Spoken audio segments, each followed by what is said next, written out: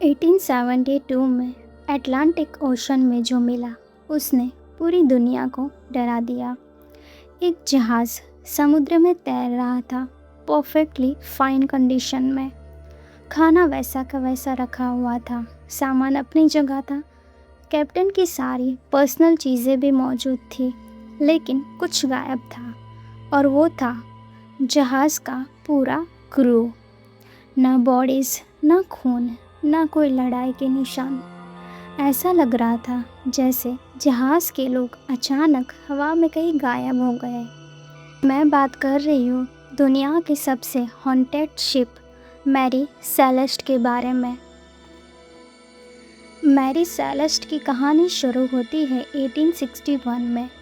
यह ship Canada में बनाई गई थी, लेकिन शुरुआत में इसका नाम मैरी सेलेस्ट नहीं था। इसका जो पहला नाम था वो था अमेज़न, और इसी नाम के साथ ये शिप बैड लक से जुड़ गई थी।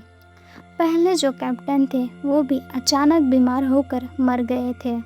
फिर कई एक्सीडेंट्स हुए, शिप डैमेज हुई, फाइनेंशियल लॉसेस हुए और धीरे धीरे सेलर्स कहने लगे कि यह शिप श्रापित है।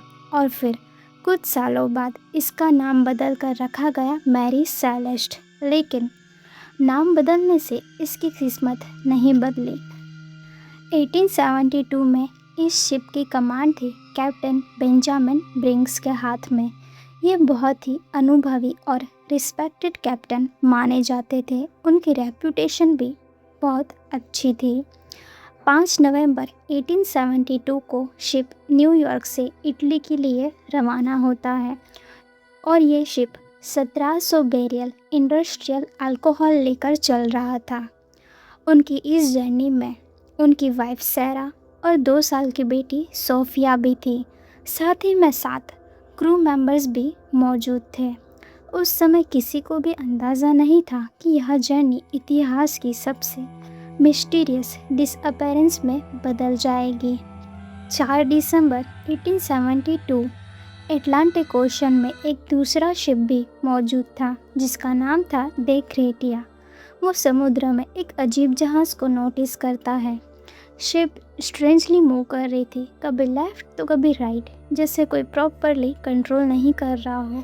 कैप्टन डेविड माउस को कुछ अजीब लगा। उन्होंने अपने सेलर्स को उस जहाज़ पर इन्वेस्टिगेट करने भेजा।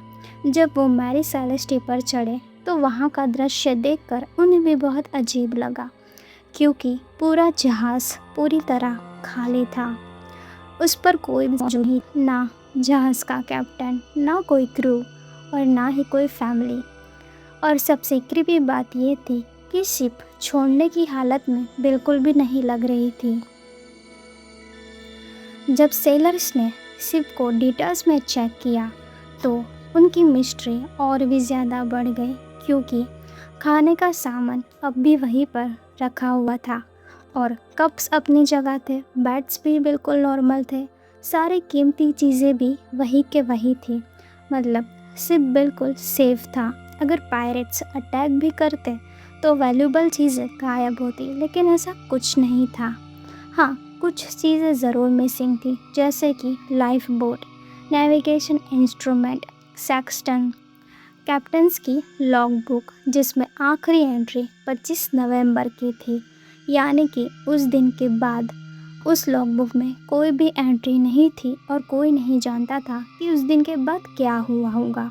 और सबसे डिस्टर्बिंग बात, शिप टेक्निकली अब भी सी वर्थी थी, यानी उसे छोड़ने की इतनी बड़ी ज़रूरत नहीं थी। तो फिर कैप्टन, उनके फैमिली मेम्बर और सारा क्रू कहाँ चला गया?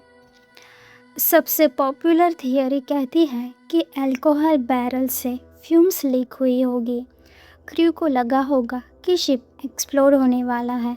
पैनिक में सभी लोग लाइफ बोट लेकर टेम्पररी शिप से दूर चले गए होंगे। लेकिन जब शिप मिला तो कोई एक्सप्लोजन डैमेज नहीं मिला, ना ही कोई बर्न मार्क्स, यानी ये थियरी भी पूरी तरह से फिट नहीं बैठती। कुछ एक्सपर्ट्स कहते हैं कि शायद ह्यूज रफ वेव आई हो या वायलेंट स्ट्रॉम आया हो। क्रू पैनिक में शिप छोड़ गया होगा, लेकिन प्रॉब्लम यह थी कि जब शिप मिली तो वह ऑलमोस्ट स्टेबल कंडीशन में थी। डैमेज था लेकिन बहुत ही कम था। तीसरी थियरी, पायरेट्स ने हमला किया होगा, लेकिन शिप पर सभी कीमती चीज़ें मौजूद थी और कार्गो बिल्कुल सेफ था, ना ही कोई वायलेंस के निशान मिले, इसलिए ये थियरी भी वीक मानी जाती है। इन सारी थियरीज़ के बावजूद इन सब थियरीज़ का कोई सॉलिड प्रूफ नहीं मिला और यहीं से शुरू हुई पैरानॉर्मल थियरीज़। लोगों ने कहना शुरू किया कि शिप हॉन्टेड थी या फिर सी मॉन्स्टर इन्वॉल्व था। लोगों ने बरमूडा ट्रायंगल कनेक्शन भी जोड़ना शुरू किया। हालांकि शिप बरमूडा ट्रायंगल में नहीं मिला था, लेकिन इंटरनेट मैथ ने दोनों स्टोरीज़ को जोड़ दिया। कुछ सेलर्स ये भी क्लेम करते हैं कि सी में घोस्ट शिप दिखाई देती है और मैरी सेलेस्ट उन स्टोरीज़ का सबसे फेमस हिस्सा बन गया और फिर धीरे धीरे बुक्स, मूवीज़, डॉक्यूमेंट्रीज़ और हॉरर स्टोरीज़ बनने लगी। लेकिन रियलिटी आज भी अननोन है। कोई नहीं जानता कि उस रात या फिर उस शिप के साथ क्या हुआ था। असल डर घोस्ट का नहीं है, असल डर यह है कि 10 लोग एक फंक्शनिंग शिप में अचानक कैसे गायब हो सकते हैं। ना बॉडीज़ मिली, ना लाइफ बोट, ना कोई क्लियर एविडेंस। इतिहास में बहुत ही शिपव्रेक्स हुई है, लेकिन मैरी सेलेस्ट अलग था, क्योंकि यहाँ मिस्ट्री मौत से ज़्यादा डिसअपेरेंस की थी। मैरी सेलेस्ट अब भी इतिहास की सबसे डरावनी मिस्ट्री में गिना जाता है। आज 150 साल होने के बाद भी ये केस अब भी अनसॉल्व है।